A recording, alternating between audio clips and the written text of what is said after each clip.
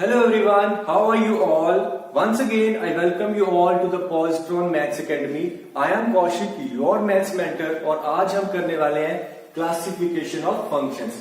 Under this classification, there are majorly two categories of functions. That is, first is one-one function, which is also called as the injective mapping. This is basically kind of mapping.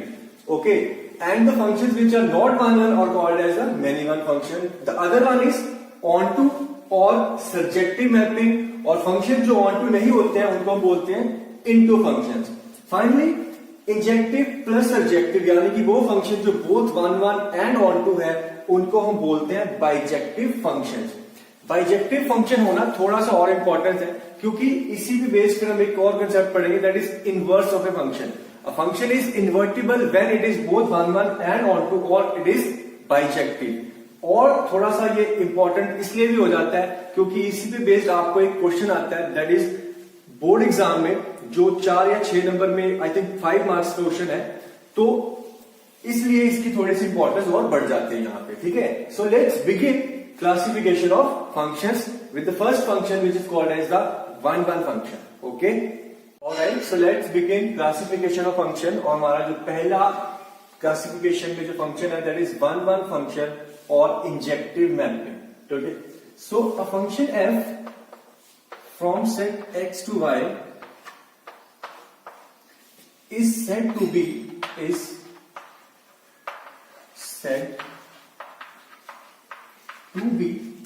One one. देखो नाम से ही clear हो रहा है I think काफी कुछ. is said to be one one if for every x1 belongs to x there exists a different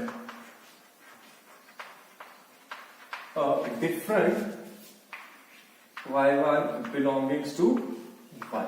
ठीक है, सो बेसिकली x का हर एक एलिमेंट y के एक डिफरेंट एलिमेंट से मैप करना चाहिए. यूनिक से तो होता ही है, वो तो फंक्शन की डेफिनेशन है, बट इस केस में स्पेसिफिकली हर एक x के लिए मेरे को एक डिफरेंट y मिलना चाहिए इस सेट y में. ठीक है, सो यहां पे मैं मैपिंग बना के आपको समझाने की कोशिश करता हूं कि let's say this is set x, this is set y.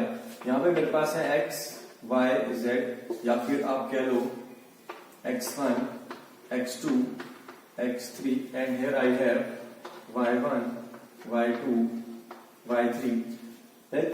ये आपका इससे मैप कर रहा है, ये इससे मैप कर रहा है, और ये आपका इससे मैप कर रहा है. आप देख सकते हो कि हर एक डिफरेंट वाई से मैप कर रहा है. So this is a one two one mapping.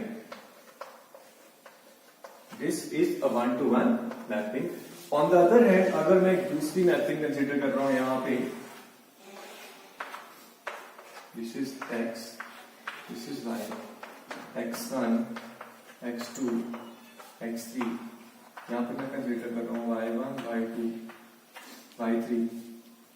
Next से आपका x1 भी इसको मैप कर रहा है और ये भी कर रहा है और ये आपका इसको मैप कर रहा है. ठीक है, अब इस केस में क्या है, x1 और x2 दोनों y1 को मैप कर रहे हैं. फंक्शन तो ये हो सकता है, दो इनपुट के लिए मेरे को सेम आउटपुट मिल सकती है, इनके रिस्पेक्ट में ये यूनिक है, बट क्योंकि डिफरेंट नहीं है तो ये आपकी वन टू वन मैपिंग नहीं है. ऐसी मैपिंग को हम बोलते हैं मेनी वन मैपिंग. कौन सी मैपिंग? मेनी वन मैपिंग और नॉट वन वन मैपिंग. ठीक है, so this is what basically is one one और मेनी वन फंक्शन. अब मैपिंग तो नहीं आती आपको, जनरली क्या है, फंक्शन की डेफिनेशन दे रखी होती है, और फंक्शन की डेफिनेशन दे रखी है तो कैसे पता करना है कि फंक्शन वन वन है या नहीं है, तो वो देखते हैं हम जल्दी से. ठीक है,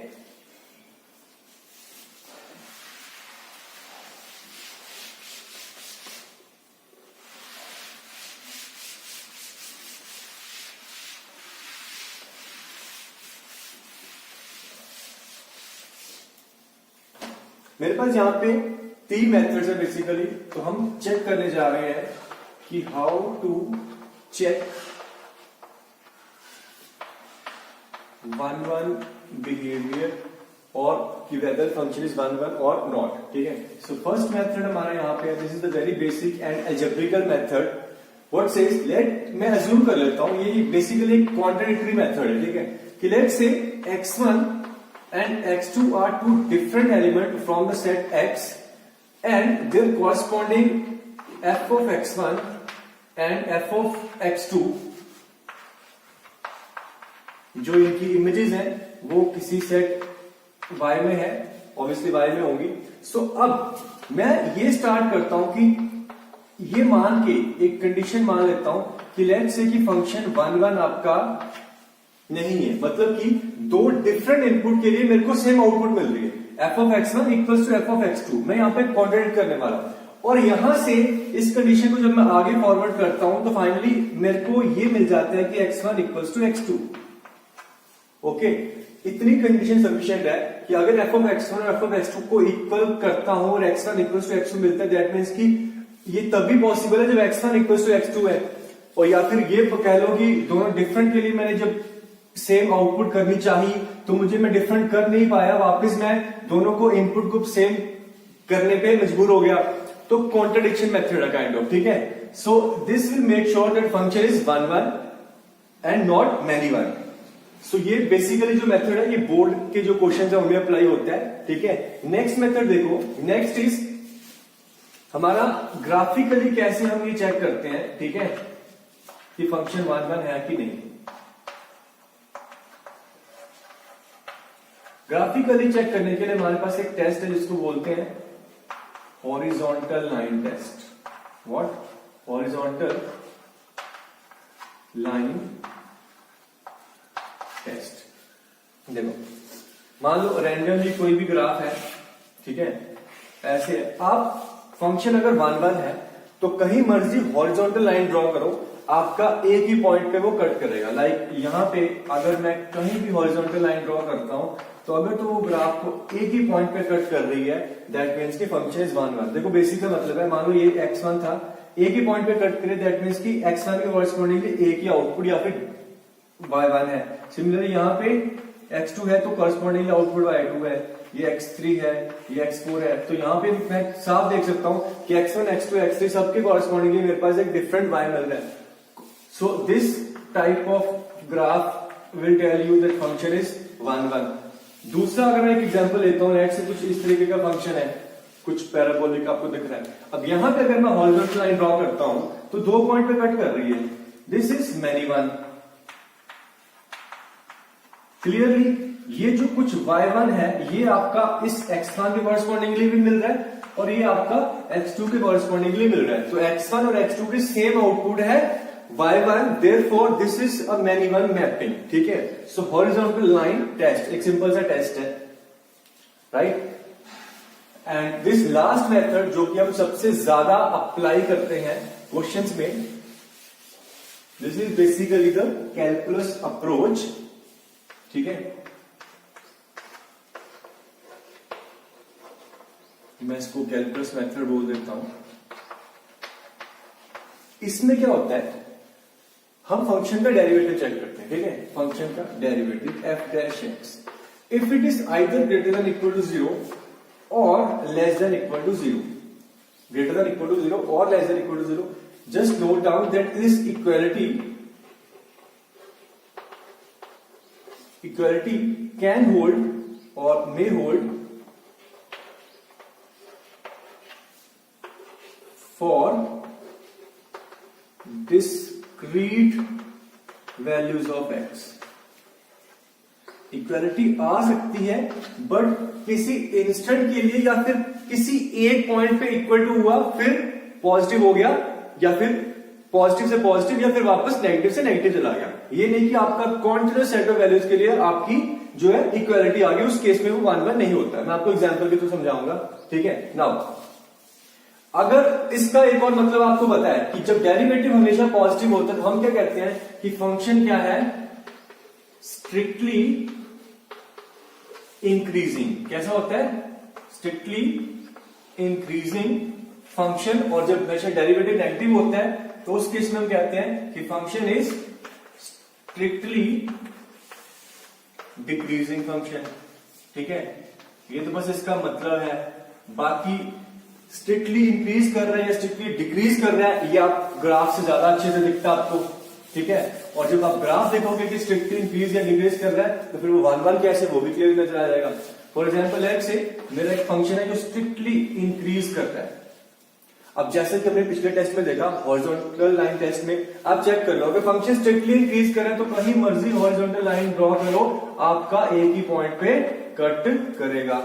आइदर या फिर फंक्शन आपका स्ट्रिक्टली डिक्रीज कर सकता है, उस केस में भी आपका हॉरिजॉन्टल लाइन आपका ये फंक्शन पास करेगा तो अगेन आपका फंक्शन 1 1 हो जाएगा। ऑन द अदर हैंड ये इंक्रीज करे ये डिक्रीज करे, अगर फंक्शन इंक्रीज या डिक्रीज दोनों कर रहा है, फॉर एग्जाम्पल मैं आपका फंक्शन कुछ इंक्रीज करा के डिक्रीज कराता हूं, ठीक है, साफ अब देखो ध्यान से, आप हॉरिजॉन्टल लाइन ड्रॉ करोगे तो 2 पॉइंट पे कट करके ग्राफिकल टेस्ट को अपना जो फंक्शन है वो फेल कर गया, देयरफॉर फंक्शन इज नॉट 1 1 और यू कैन से मैनी 1, ठीक है। तो ये जो इंक्रीजिंग या डिक्रीजिंग बिहेवियर है ये पता कैसे चलते हैं, ये पता चलता है डेरिवेटिव से। डेरिवेटिव इज आइदर पॉजिटिव और नेगेटिव। अच्छा ये इक्वालिटी वाली जो बात बताई थी मैं वो आपको बता दूं, अगर एग्जांपल से करना चाहते हो तो एग्जांपल से करो या फिर ग्राफिकली। फॉर एग्जांपल हमारा कुछ फंक्शन है कुछ ऐसा, ये हमेशा पॉजिटिव था, फिर एक इंस्टेंट के लिए या फिर एक वैल्यू के लिए 0 हुआ और वापस से पॉजिटिव हो गया, ठीक है। यहां पे जैसे बात करूं तो यहाँ पे x इक्वल टू कुछ भी x1 है, यहां पे अगर देखा जाए तो f डैश ऑफ x1 कितना है 0 है, ठीक है। अब क्या था, पहले पॉजिटिव था इंक्रीज कर रहा था, फिर 0 हुआ और वापस पॉजिटिव हो गया, वापस इंक्रीज कर रहा है। तो ऐसे इंस्टेंट या फिर एक डिस्क्रीट वैल्यू के लिए अगर डेरिवेटिव 0 हो जाता है तो कोई प्रॉब्लम नहीं है, अभी भी मेरा ये फंक्शन 1 1 ही है। बट ग्राफिकली अगर तो फंक्शन कुछ इंक्रीज कर रहा और ये एक कॉन्टिन्यूअस इंटरवल के लिए 0 हो गया, ठीक है, और फिर वापस इंक्रीज कर गया, अब ये फंक्शन 1 1 नहीं रहा, क्योंकि देखो यहां से देखा जाए तो ये x1 से लेके x2 तक पूरा इंटरवल में डेरिवेटिव 0 है। ऊपर से ये भी दिख रहा है कि अगर ऐसे की तो पूरी हॉरिजॉन्टल लाइन है, x1 से लेके x2 तक आपकी एक ही आउटपुट मिल रही है आपको, कुछ y1, सो 1 1 नहीं है, ठीक है। तो इस चीज का ध्यान रखना। एक और यहाँ पे बड़ी इंपॉर्टेंट चीज है ध्यान रखने वाली कि डेरिवेटिव पॉजिटिव या नेगेटिव ये जो मैं कर रहा हूं ये तभी कौन से फंक्शन में, सिर्फ और सिर्फ कॉन्टिन्यूअस फंक्शन में। अगर आपका फंक्शन डिसकॉन्टिन्यूअस है तो भी ये टेस्ट आपका फेल हो जाएगा, या फिर आप कह लो कि उस केस में भी आपको थोड़ा और आगे जाके उसको अच्छे से एग्जामिन करना पड़ेगा, ठीक है। तो ये चीज को भी ध्यान रखो कि दिस टेस्ट और this last method is applicable for continuous functions. और ये कब फेल हो जाएगा डिसकॉन्टिन्यूअस फंक्शन के, वो मैं आपको एग्जांपल देता हूं। फॉर एग्जांपल लेट्स से ये फंक्शन ये स्ट्रिक्टली इंक्रीज कर रहा था यहाँ पे, ठीक है, और यहाँ पे ये डिसकॉन्टिन्यूअस होके ये आगे ऐसे भी इंक्रीज कर रहा है। अब ध्यान से अगर मैं ग्राफ देखूं तो ये इंक्रीज कर रहा है, ये इंक्रीज कर रहा है, आपके पूरे आप कह लो कि अपनी डोमेन में इंक्रीज ही कर रहा है, बट 1 1 नहीं है। हॉरिजॉन्टल लाइन ड्रॉ कर लो, ये यहाँ पे और यहाँ पे दो अलग अलग इनपुट पे मेरे को सेम आउटपुट मिल रही है, सो 1 1 नहीं है। बस ये टेस्ट कब अप्लाई करना है, व्हेन फंक्शंस आर कॉन्टिन्यूअस, ठीक है। आई होप कि आपको क्लियर हो गया कि 1 1 फंक्शन होता क्या है, और जो 3 टेस्ट हमने अभी अभी डिस्कस कर रहे हैं थोड़ा बहुत आइडिया मिल गया। अब कुछ एग्जांपल्स लेते हैं और एग्जांपल्स के थ्रू समझाते हैं और इनको अप्लाई करके बताते हैं 1 1 और ऑन टू पे, ठीक है। ओके, हम बात कर रहे हैं 1 1 फंक्शन की, और हमने अभी अभी देखा कि फंक्शन को 1 1 होने के लिए क्या क्या कंडीशंस होती हैं और उसको कैसे हमें 1 1 प्रूव करना है, ठीक है। कुछ एग्जांपल्स देखते हैं और मैं बड़े छोटे से एग्जांपल शुरू कर रहा हूं। लेट्स से हमारा फंक्शन है y equal to some 2x plus 1, ठीक है। अपने पहला मेथड अप्लाई करते हैं। लेट्स से कि फॉर 2 इनपुट्स x1 और x2 अगर आउटपुट को मैं सेम करने की कोशिश करता हूं, इस केस में जैसे कि यहाँ पे मेरे को क्या मिलता है, ये बन जाएगा 2 of x1 plus 1 equal to 2 of x2 plus 1 1 1 cancel हुआ, फिर 2 2 कैंसिल हुआ। क्लियरली आपको क्या मिल गया, x1 इक्वल्स टू x2, पर ठीक है। So f of x1 equals to f of x2 output तभी इक्वल है जब इनपुट इक्वल है, या फिर कन्वर्स में मैं कह दूं कि अगर ये दोनों डिफरेंट है तो फिर आउटपुट भी डिफरेंट होगी, ठीक है। कन्वर्स देखो कि अगर मैं कहता हूं कि x1 not equals to x2, या फिर आप ये कह सकते हो कि आउटपुट डिफरेंट है f of x1 not equals to f of x2, तो यहां से मुझे क्या मिलता है 2 times x1 plus 1 equals to 2 times x2 plus 1। Same चीज मेरे को क्या मिल रही है कि x1 not equals to x2। Output equal कब नहीं है, जब इनपुट इक्वल नहीं है। So this proves that the function is 1 1। बाकी दूसरा मेथड जो हमने देखा था दैट इज ग्राफिकल मेथड, वो देखो ध्यान से, y equal to 2x plus 1। इसका ग्राफ कैसा है, एक लीनियर फंक्शन है, तो linear function, so it's degree 1 polynomial का इसका ग्राफ बनता है straight line. When x is 0 we have y equals to 1 and when y is 0 we have minus 1 by 2। So ये एक लाइन है जो 0,1 और minus 1 by 2,0 से पास कर रही है। क्योंकि स्ट्रेट लाइन है पॉजिटिव स्लोप वाली, तो आप देखो स्ट्रिक्टली इंक्रीजिंग है, कहीं भी आपका फंक्शन हॉरिजॉन्टल लाइन एक से ज्यादा पॉइंट पे कट नहीं करेगी, तो साफ दिख रहा है कि फंक्शन है क्या 1 1। थर्ड, हमने अगर कैलकुलस मेथड की बात करी थी तो उसमें क्या था, डेरिवेटिव टेस्ट था, तो इसकी डिफरेंशिएट कर लो। अगर मैं बात करूं एफ डैश एक्स की, तो कितना मिलता है 2 which is always greater than 0। That means की function f is strictly increasing, वो ग्राफ से दिख ही रहा था। और कभी कभी ग्राफ ड्रॉ करना पॉसिबल नहीं है, तो फिर उस केस में हम ये कर लेते हैं, डेरिवेटिव को हमेशा पॉजिटिव या नेगेटिव करके स्ट्रिक्टली इंक्रीजिंग या डिक्रीजिंग प्रूव कर लेते हैं और ये बता देते हैं कि फंक्शन आपका 1 1 है। ठीक है, सो एक छोटा सा एग्जांपल था, एक और एग्जांपल लेते हैं। आपने ऑलरेडी बहुत सारे ऐसे फंक्शंस देख रखे हैं और पढ़ भी रखे हैं जो 1 1 है, अब उनको बस देखने की बात है। ठीक है, एक बार दोबारा। सो जस्ट फॉर एग्जांपल अगर मैं बात करूं कि कौन कौन से ऐसे फंक्शन है जो तुमने देख रखे हो 1 1 है। For example f x equals to e की पावर एक्स। ठीक है, ग्राफिकली देख लेते हैं। आपको पता है ग्राफिकली इसका ग्राफ कैसा होता है, स्ट्रिक्टली इंक्रीजिंग ऐसा होता है। आप देखो हॉरिजॉन्टल लाइन टेस्ट। ठीक है, सिमिलरली आपका फंक्शन होता है एल एन ऑफ एक्स, कैसा होता है इस तरीके का, अगेन स्ट्रिक्टली इंक्रीज कर रहा है, सो अगेन इट इज 1 1। तो ये सारे आपके कौन से फंक्शंस हैं 1 2 1। एक मैनी वन का एग्जांपल लेते हैं। ठीक है, बड़ा सिंपल सा function y equal to x square. आप कोई भी कोऑर्डिनेट एक्सप्रेशन ले सकते हो, like x square minus x minus 2 कुछ भी। आपको बताइए कि इसका ग्राफ बनता कैसे है। क्वाड्रेटिक है तो एक पैराबोलिक कर्व बनेगा जिसकी कुछ वर्टेक्स होगी, अप या डाउन, दोनों केस में फिलहाल आप अपवर्ड बन रहा है। अगर ऐसा है तो आपको बताइए सिमेट्रिकल होता है अपनी वर्टेक्स के अबाउट, और हॉरिजॉन्टल लाइन टेस्ट को तो हमेशा ही फेल करेगा। ठीक है, अलजेब्रिक की बात करूं तो इस क्वेश्चन में अगर मैं ध्यान से देखूं, लेट्स से मैं ये कोशिश करता हूं कि f of x1 equals to f of x2, तो यहां से मेरे को क्या मिलता है x1 का स्क्वायर इक्वल्स टू x2 का स्क्वायर। लेफ्ट हैंड साइड लेके आओ तो मेरे को दो वेक्टर बन गए, x1 माइनस x2 और x1 plus x2 equals to 0। अब या तो ये 0 या तो ये 0, ये 0 है तो x1 इक्वल्स टू x2 आ गया, बट ये भी तो 0 हो सकता है। अगर ये 0 होता है तो मेरे को क्या मिलता है x1 equals to some minus of x2। अब क्लियरली व्हेन x1 और x2 एक दूसरे के नेगेटिव हैं तो आउटपुट सेम मिल जाएगी। ठीक है, so function is many one. तो इसको ना देखते हुए इस कंडीशन को भी अगर मैं अप्लाई करता हूं तो आउटपुट सेम आ जाती है। बाकी आपको दिख ही रहा था कि 1 का स्क्वायर कितना 1 माइनस 1 का स्क्वायर भी 1, यानी कि दो सेम इनपुट पे, दो डिफरेंट इनपुट पे सेम आउटपुट आपको मिल रही है। So function is many one. ठीक, एक और example low.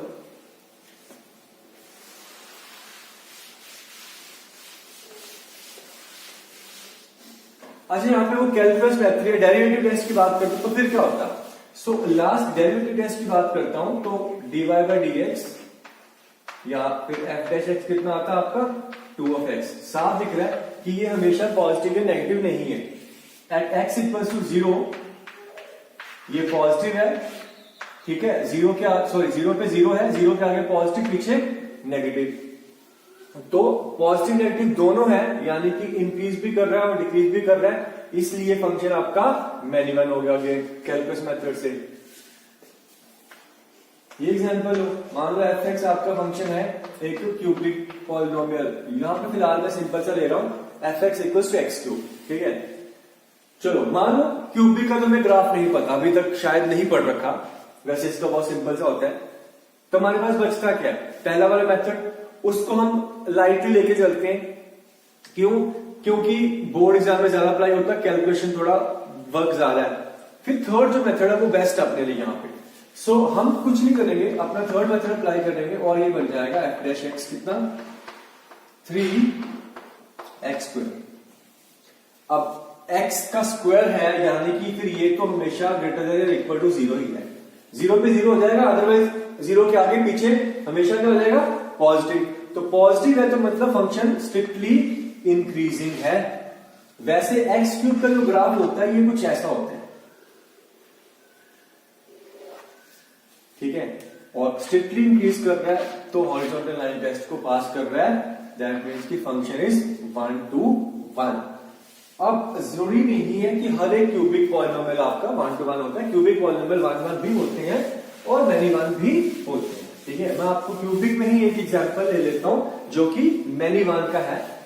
For example let's say I consider y equals to x³ minus 3x, ठीक है। अब अगेन मैं सिंपल ग्राफ तो नहीं ड्रॉ कर पाता, बट हमारे पास मेथड है, कैलकुलस मेथड। सो एफ डैश एक्स कितना हो गया यहाँ पे 3x² माइनस 3। आप देखो 3 कॉमन आया, फैक्टर बनेगा x माइनस 1 x प्लस 1। अगर मैं इस पे साइन रूल अप्लाई करता हूं -1 +1, ये पॉजिटिव ये नेगेटिव, पॉजिटिव तो हमेशा पॉजिटिव या नेगेटिव तो नहीं है, पॉजिटिव है नेगेटिव है पॉजिटिव है, यानी कि इंक्रीज करा डिक्रीज करा फिर से इंक्रीज करा, ठीक है। तो क्लियरली यहां से मुझे ये पता चलता है कि ये इंक्रीज भी कर रहा है डिक्रीज भी कर रहा है, बाकी ये कॉन्टिन्यूअस होते ही है, पॉलिनोमियल सारे कॉन्टिन्यूअस होते हैं, तो उसकी टेंशन लेने की जरूरत नहीं है। So this is again many 1 function.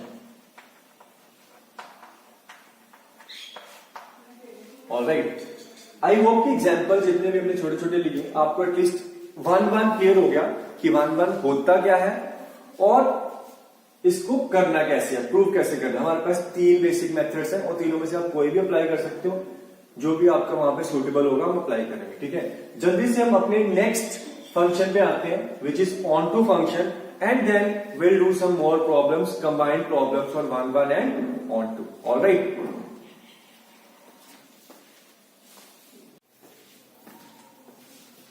So classification में जो सेकेंड फंक्शन है हमारा that is onto function.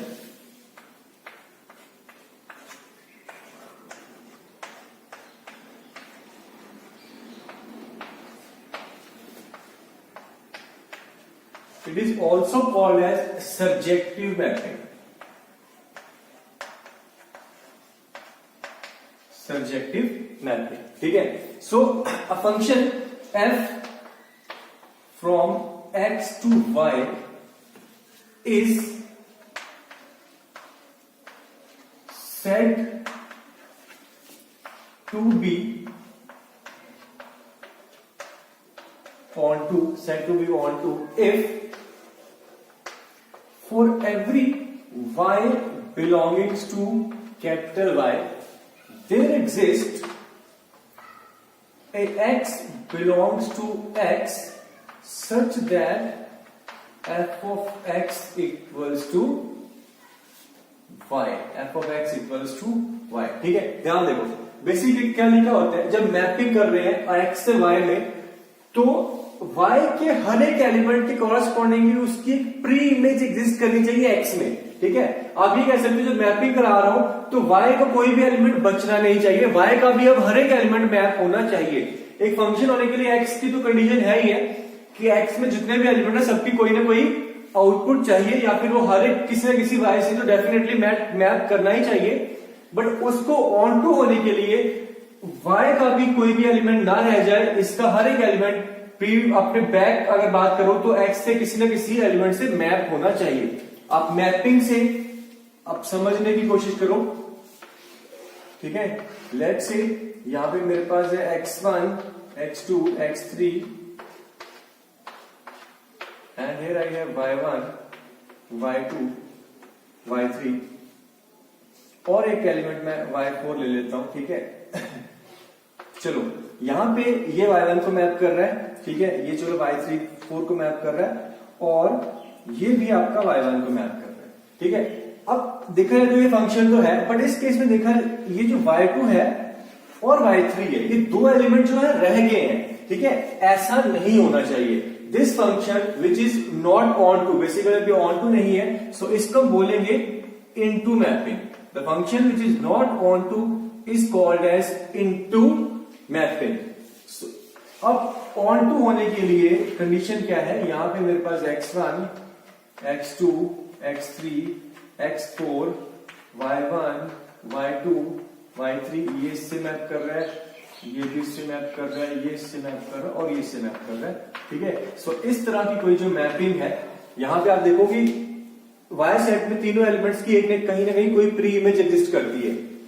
सो ये जरूरी नहीं है कि एक ही एग्जिस्ट करनी चाहिए, एटलीस्ट वन। जैसे कि यहाँ पे मैं y1 को देख रहा हूं तो y1 की दो प्री इमेज है, यहाँ पे एक x1 और तीसरा दूसरा x3, तो ये हो सकता है कम से कम एक प्री इमेज एग्जिस्ट करनी चाहिए।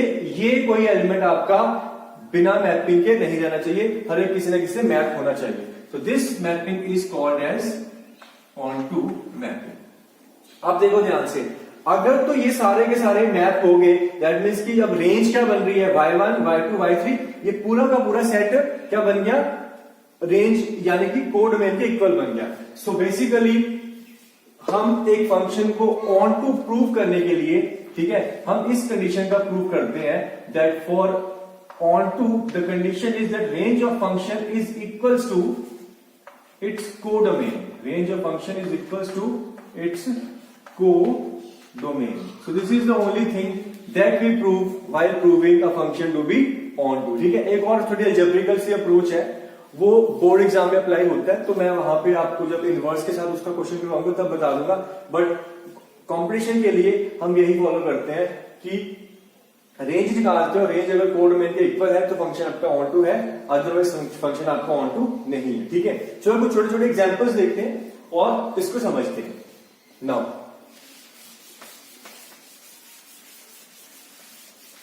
अब जब ऑन टू का क्वेश्चन आ रहा है तो आपको डेफिनेटली आपको कोडोमेन डिफाइन होनी चाहिए, ठीक है।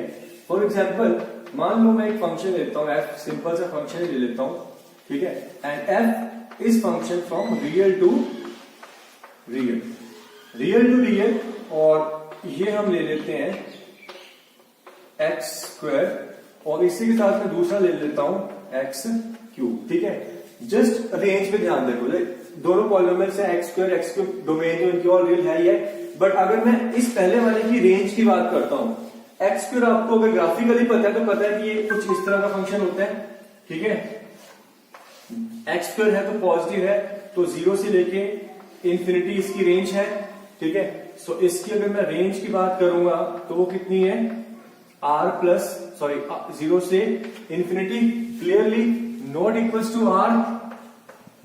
तो ये जो फंक्शन है ये ऑन टू नहीं है, this is into, this is your into mapping. On the other hand इसमें क्यूबिक की बात करता हूं, ग्राफ हमने अभी थोड़ी देर पहले इसका ड्रॉ करा था, आपको पता है कि क्यूबिक कुछ ग्राफ इसका इस तरीके का बनता है। और वैसे भी एक ऑड डिग्री पॉलिनोमियल की रेंज क्या होती है, जब हमने पॉलिनोमियल्स पढ़ा था तहां बताया था कि एक ऑड डिग्री पॉलिनोमियल्स की जो रेंज होती है वो होती है ऑल रियल। रेंज क्या होती है, ऑल रियल। यहां पे कोडोमेन क्या है, all real. Therefore this is your onto mapping, this is your onto mapping, ठीक है।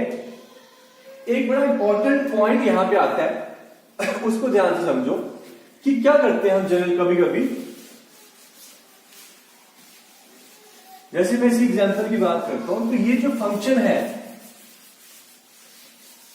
चलो एक दूसरा एग्जांपल लेते हैं, ठीक है। दूसरा एग्जांपल मैं ले रहा हूं यहां पे कि f is a function from, again मैं रियल टू रियल बात करूं, ठीक है, और यहां पे मैं आपको अगेन सिंपल सा फंक्शन जो दे रहा हूं वो है आपका sin x, ठीक है। साइन की डोमेन ऑल रियल है, बट रेंज आपको पता है कि इसकी जो रेंज यानी कि ये आपका लाई करता है कहां, -1 से 1 में। तो इस केस में ये कैपिटल R या फिर अपनी कोडोमेन के इक्वल तो नहीं है, तो साइन अब मेरा रियल टू रियल में अगर मैं बात करूं तो कैसी मैपिंग है, इनटू मैपिंग है। ठीक है, हम क्या करते हैं, एक फंक्शन को, अब साइन की अगर मैं 1 1 होने की बात करूं तो फंक्शन कैसे है, पीरियोडिक फंक्शन है, रियल से 0 पे भी 0, पाई पे भी 0, पूरे n पाई पे 0, तो ये ऑन इनटू के साथ साथ मैनी वन भी है। ठीक है, मैं बस क्या दिखाना चाह रहा हूं कि समटाइम्स जरूरत पड़ती है और ये आगे पड़ेगी भी। हम क्या करते हैं, इसको एक बार रीडिफाइन करते हैं, इसकी डोमेन और कोड डोमेन को थोड़ा चेंज करते हैं। ठीक है, तो अगर मैं इसकी एक काम करता हूं, इसकी डोमेन को रिस्ट्रिक्ट कर दूं, डोमेन को छोटा कर दूं। फॉर एग्जाम्पल यहां पे अगर मैं इसकी डोमेन कर दूं -π/2 से π/2, ठीक है, और इसकी जो कोड डोमेन है वो भी मैं क्या कर देता हूं, -1 से 1। अब साइन का ग्राफ बना लेते जल्दी से, आपको पता है कि साइन कैसा फंक्शन होता है। ठीक है,